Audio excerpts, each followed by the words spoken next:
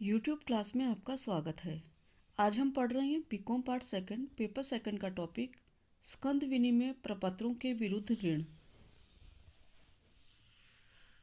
वे प्रतिभूतियां जिनका लेन देन स्कंद विपणी बाजार में होता है उन्हें स्कंद विनिमय प्रपत्र कहते हैं। इनमें औद्योगिक एवं व्यापारिक संस्थाओं के अंश व ऋण पत्र, सरकारी अर्ध सरकारी बीमा निगम, बैंक, ट्रस्ट आदि द्वारा निर्गमित प्रतिभूतियां शामिल की जाती है। बैंक इन प्रतिभूतियों पर ऋण देता है जिसे स्कंद विनिमय प्रपत्रों के विरुद्ध ऋण देना कहते हैं। इस प्रकार के ऋण के पीछे क्या क्या लाभ हैं उनके बारे में जानते हैं। विश्वसनीयता। बैंक को स्कंद विनिमय पत्रों की प्रतिभूति पर ऋण देते समय कठिनाई नहीं आती है क्योंकि ये विश्वसनीय होते हैं। इस दृष्टि से भी ये प्रपत्र दो प्रकार के होते हैं, सरकारी एवं व्यापारिक। सरकारी प्रतिभूतियों की प्रतिभूति पर या जमानत पर ऋण देने में बैंक को कोई संकोच नहीं होता क्योंकि इनका मूल्य स्थिर, पूर्ण विश्वास योग्य एवं जोखिम रहित होता है। इसी प्रकार व्यापारिक प्रतिभूतियों के मूल्य पर भी समाचार पत्रों के माध्यम से प्रतिदिन जानकारी मिलती रहती है। सामान्य रूप से इनमें भी कम उतार चढ़ाव होता है, इसलिए ये प्रपत्र ऋण देने के लिए विश्वसनीय माने जाते हैं। विक्रय आसान। स्कंद विनिमय प्रतिभूतियों को अन्य संपत्तियों की तुलना में बेचना ज़्यादा आसान होता है। श्रेष्ठ प्रतिभूतियों को तो अच्छे मूल्य पर शीघ्रता से बेचा जा सकता है, इसलिए बैंक को इनकी प्रतिभूतियों पर ऋण देने में आसानी होती है। मूल्य निर्धारण व मूल्य स्थिरता। स्कंद विनिमय प्रतिभूतियों का मूल्य प्रतिदिन आता है, अतः इनका मूल्यांकन करने में कठिनाई नहीं होती है।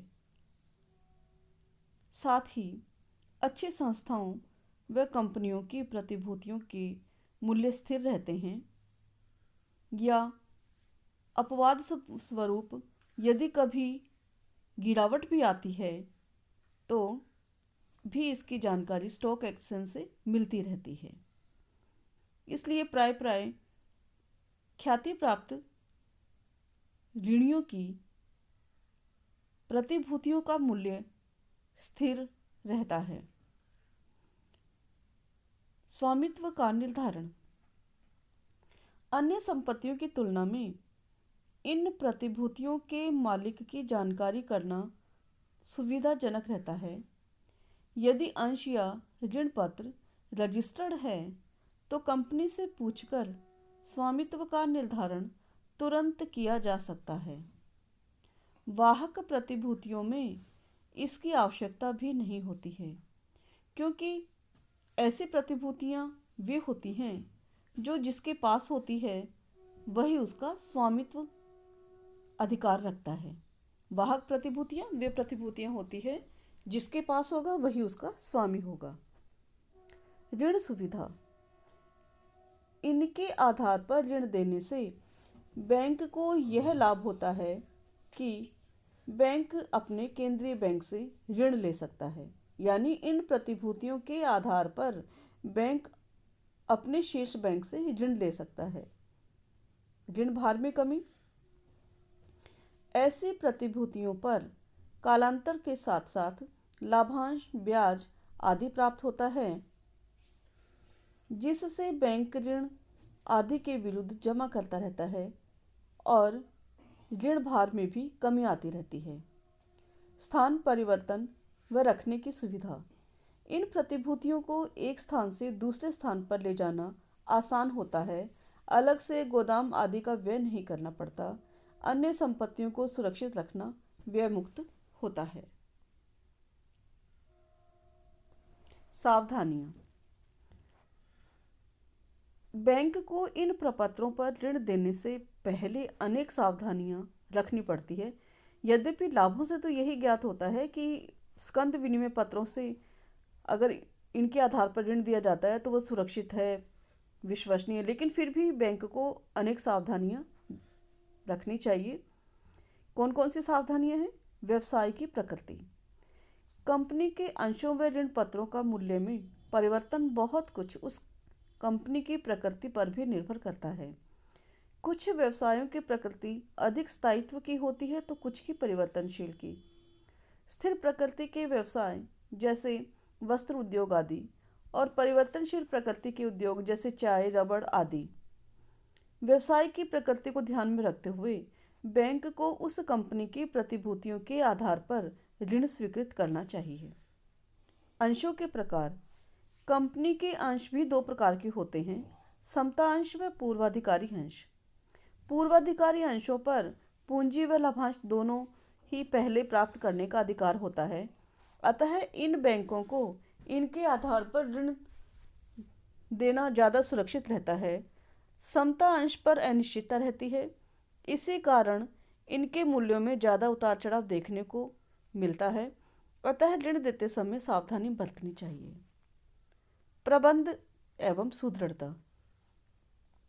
अनेक बार देखा गया है कि आर्थिक दृष्टि से सुदृढ़ कंपनियां भी कुप्रबंध व्यवस्था के कारण समाप्त हो जाती है।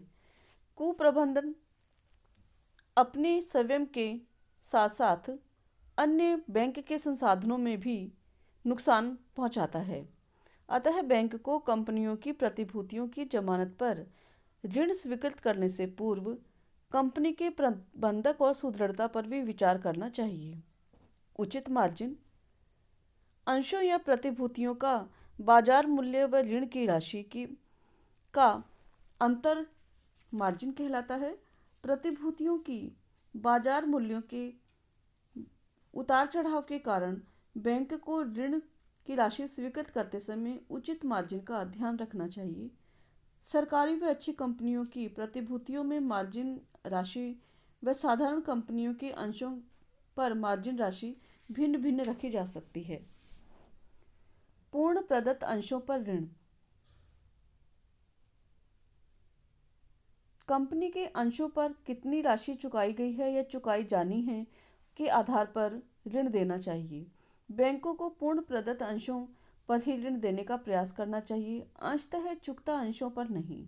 अंशतः चुकता अंशों पर कंपनी द्वारा पूर्व में राशि मांगी गई हो तो उन अंशों पर मांग राशि नहीं चुकाई गई है जिसके कारण कंपनी अंशों को जब्त कर रही हो, तो ऐसी स्थिति के अंदर बैंक को पूर्ण प्रदत्त अंशों पर ही ऋण देने की प्राथमिकता अपनानी चाहिए। हस्तांतरण करना।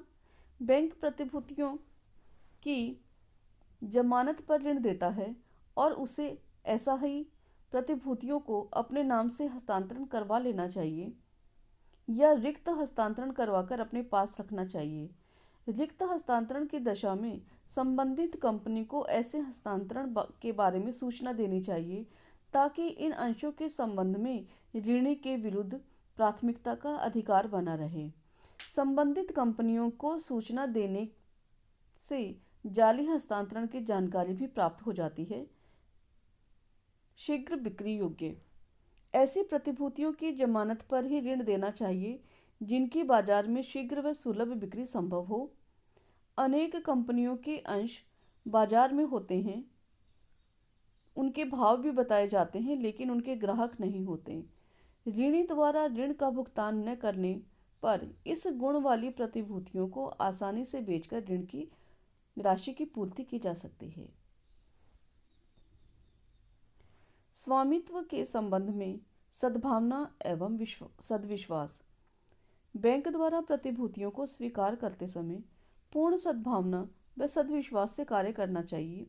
सद्भावना तथा सद्विश्वास का आशय है कि उन प्रतिभूतियों के स्वामित्व में कुछ भी संदेह नहीं होना चाहिए। पूर्ण छानबीन एवं जांच पड़ताल के बाद ही ऐसी प्रतिभूतियों को स्वीकार किया जाना चाहिए। आवंटन पत्रों पर ऋण। कंपनी द्वारा जारी किया गया अंश आवंटन प्रपत्र वह प्रपत्र है जिसमें कंपनी उस अंशधारी को अंशों के आवंटन की सूचना देता है। कुछ समय पश्चात कंपनी ऐसे प्रपत्रों को जमा करके अंश पत्र निर्गमित करती है। आवंटन पत्र तथा अंश पत्र निर्गमन के बीच कुछ समय अवधि होती है।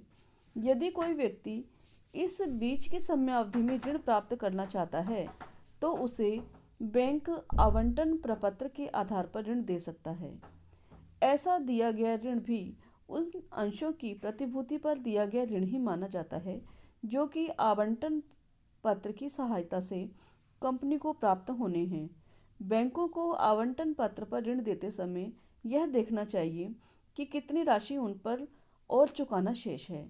बैंकों को ऐसी राशि चुकाने का अधिकार ऋणी से प्राप्त कर लेना चाहिए। अंश बेचने का अधिकार।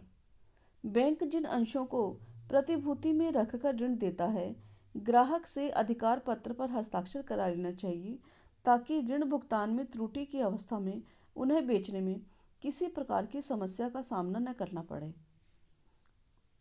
और न ही ग्राहक के पीछे पीछे घूमना पड़े। ऋण पत्रों के संबंध में रजिस्ट्री जमा प्रपत्र। ऋणी से ऋण के बदले में बंधक प्रपत्र प्राप्त करने से बैंक को सुरक्षा रहती है, लेकिन उसके बाद भी उसे कई बातों का ध्यान में रखना चाहिए, जैसे कि कंपनी के अंतर्नियमों से यह देखना चाहिए कि ऐसे ऋण पत्रों के निर्गमन का अधिकार कंपनी के पास है या नहीं। बैंक को ऐसे ऋण पत्रों को कंपनी रजिस्ट्रार के पास 21 दिन के भीतर रजिस्ट्री करा लेनी चाहिए, अन्यथा यह प्रभार व्यर्थ माना जाएगा। यानी ऋण पत्र के आधार पर बैंक ऋणी को ऋण देता है तो उसे कंपनी रजिस्ट्रार के पास 21 दिन के भीतर भीतर ही रजिस्ट्री करवा लेनी चाहिए। ऋण पत्रों को अपने अधिकार में लेने के प्रपत्र के पर कंपनी के कम से कम 2 संचालकों के हस्ताक्षर करवाने चाहिए, जिसमें सभी आवश्यक शर्तों का उल्लेख होना चाहिए। ऐसे प्रपत्रों पर कंपनी की सारो मुद्रा भी अंकित करानी चाहिए। प्रपत्र में यह स्पष्ट लिखवाना चाहिए कि ऋण भुगतान करने में त्रुटि रहने की अवस्था पर बैंक इन प्रपत्रों को यानी इन ऋण पत्रों को प्राथमिक अधिकार ऋण प्रभार स्वरूप रखेगा। कंपनी इन पर अन्य किसी का प्रभार उत्पन्न नहीं करेगी, यानी प्रथम अधिकार बैंक का ही होगा। यदि बैंक उक्त सावधानियां रखता है तो स्कंद विनिमय प्रतिभूतियों की जमानत पर ऋण सुरक्षित होते हैं और उनमें जोखिम भी कम से कम होती है। बीमा पॉलिसी के विरुद्ध ऋण। बैंक बीमा पॉलिसी पर ऋण बहुत कम देते हैं क्योंकि इनके आधार पर बीमा कंपनियां स्वयं भी ऋण देती हैं। बीमा पॉलिसी को सुरक्षित एवं अच्छी प्रतिभूति माना जाता है। बैंक इसके आधार पर सरलता से ऋण देने को तैयार हो जाते हैं। बीमा पॉलिसी का समर्पण मूल्य निश्चित होता है। इसका हस्तांतरण किया जाना आसान होता है। पॉलिसी का हस्तांकन केवल पॉलिसी का स्वामी या नामांकित व्यक्ति ही कर सकता है। व्यवहार में अनेक प्रकार की पॉलिसियां प्रचलन में रहती है, परंतु बैंक ऋण सुरक्षा की दृष्टि से सावधि बीमा पॉलिसी को ज़्यादा महत्व दिया जाता है। इस पॉलिसी का समर्पण मूल्य एक निश्चित तिथि पर देय होता है। इसके समर्पण मूल्य की गणना किसी भी स्थिति में आसानी से की जा सकती है, लेकिन हमें यह ध्यान देना चाहिए कि समर्पण मूल्य एक निश्चित अवधि तक प्रीमियम चुकाने के बाद ही देय होता है। बीमा पॉलिसी के विरुद्ध ऋण देने में क्या क्या सावधानियां रखनी चाहिए, उनका अध्ययन कर लेते हैं। सही आयु पॉलिसी की जांच। ऋणी के जन्म का प्रमाण पत्र प्राप्त कर आयु की जांच करनी चाहिए तथा यह देखना चाहिए कि जो पॉलिसी ली गई है वह सही आयु वर्ग की है तथा प्रीमियम उसी के अनुसार चुकाया जा रहा है। ऋणी का बीमित हित।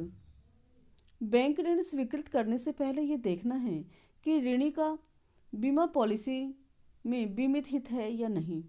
बीमित हित से तात्पर्य उस मौद्रिक हित से है जो व्यक्ति के जीवन में निश्चित होता है।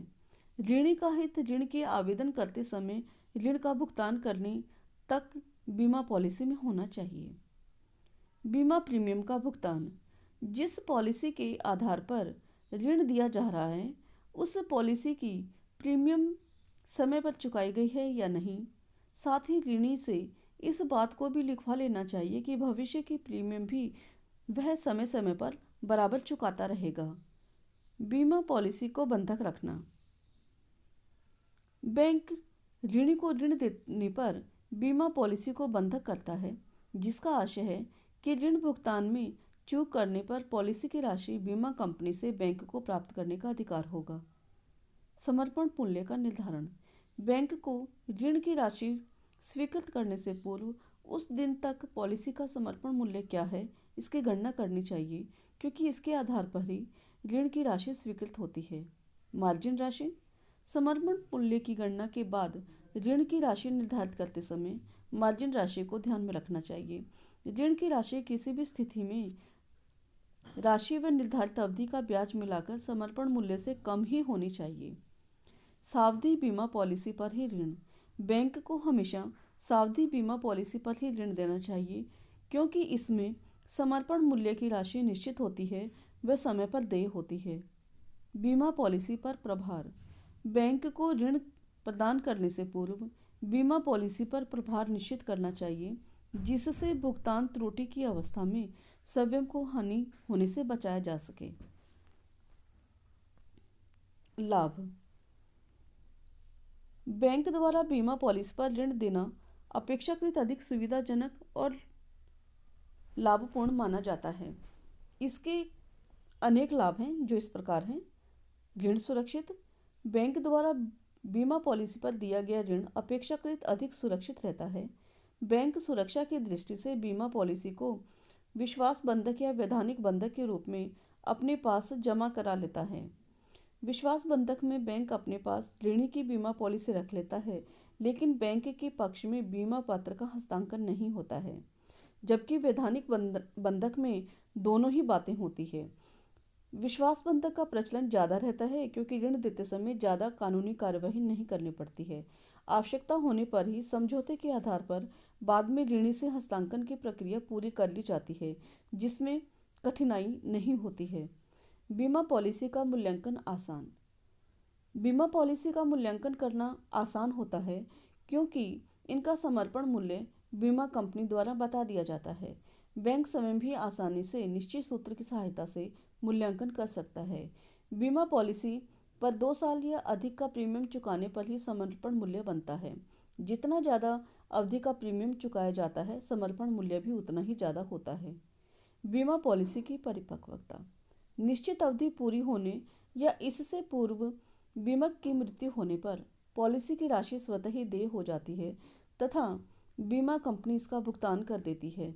बीमा कंपनियों का राष्ट्रीयकरण हो चुका है, अतः भुगतान न होने की बात भी नहीं रहती है।